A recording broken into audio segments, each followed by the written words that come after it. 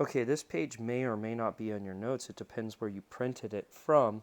If this page is not in your notes, the way that you could find this page is by going into the test review. So go under test for materials or whatever test this is. Go under the review, and you most certainly will see this page of notes in those review notes.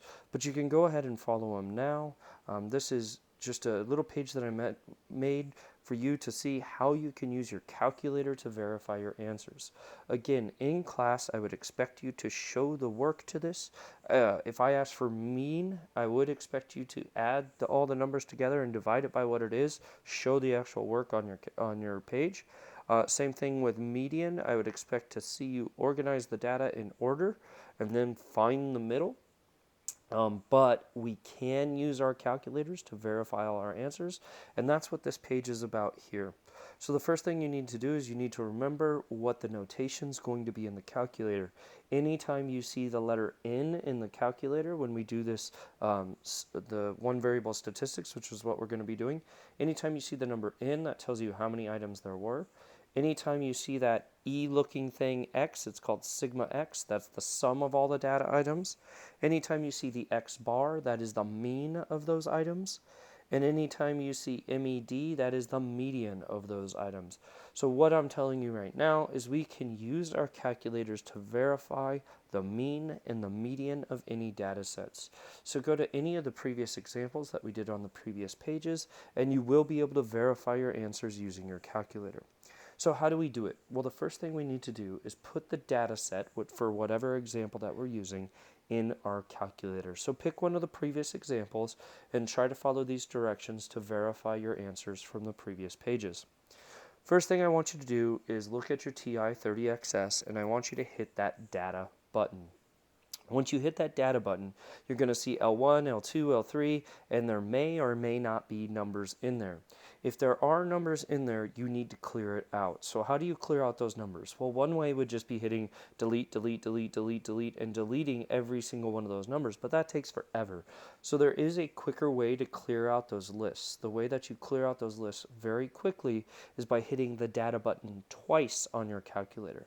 Once you hit the data button a second time, what it's going to do is bring you, and it says clear formula, and under number 1 it says clear L1. Just go ahead and hit enter, and that's going to completely clear out that list for you. So you want to be able to hit the data button on your calculator once and see no list filled with numbers. Again, to do that, hit data twice and hit enter to clear the list out.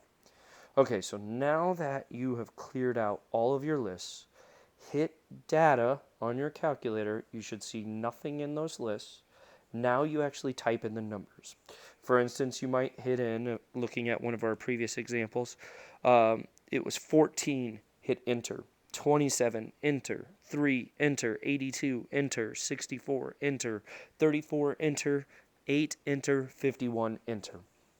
So you're going to enter all those numbers in the calculator, whatever your data set is, and then scroll through them to make sure that you entered them properly into your calculator.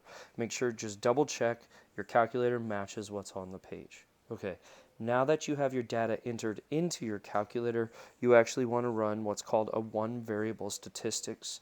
This is going to tell you your mean, your median, and also much more important information with your calculator.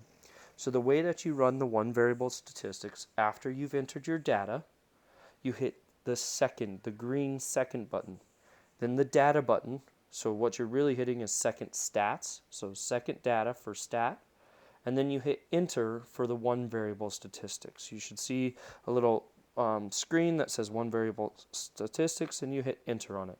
So second data enter will give you your one variable statistics. What you want set up on your one variable statistics is you want the data as L1 if you put your data in the first list, and you want the frequency as 1 because each one of those items occurs once. Go ahead and hit enter on calc and scroll through the given information. Again, when you're scrolling through the given information, anytime you see the N, that's the number of data elements that you should have had. Sigma X would be the sum of the numbers. That X bar is your mean, and the MED would be your median. So the one thing that our calculator again cannot do in this section is it cannot verify the mode for us. So you got to be really careful with finding the mode on your own.